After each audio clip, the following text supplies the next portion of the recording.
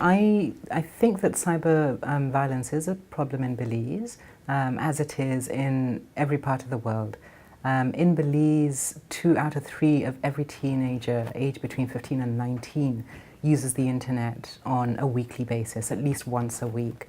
What that means is that these teenagers are using a platform for communication that is wide open and where there's a high level of anonymity and limited control and regulation of interaction communication. What that has created is a platform and space where many young users are increasingly vulnerable and exposed to aggressive, abusive, manipulative behavior and communication.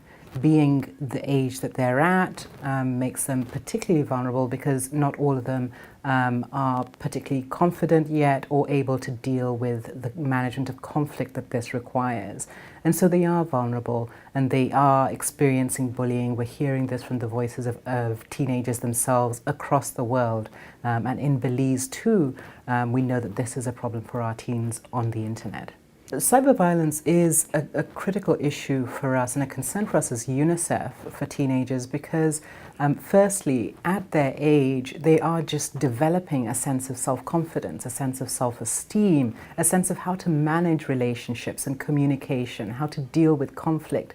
And in a space where there is anonymity and where different people with different power are able to manage and manipulate conversations and start to bully these young people, it creates a scenario that sets teenagers on a path that interrupts the creation, the development of this confidence and self-esteem. And for the short term, while the impact might be that they're slightly less confident, less sure of themselves, in the long term, what it does, as with all other forms of violence, because cyberbullying is a form of violence, is it sets these young people on a path that what we've seen through other people experiencing violence across the world is that it initiates a cycle of violence that repeats itself throughout the young person's life. So it's a concern in the immediate term, it's a concern for the long term, and that's why UNICEF is particularly concerned that with parents, teachers, communities, governments,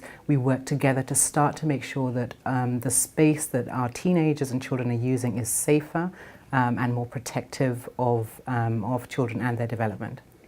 Be bold for change and show cyber respect.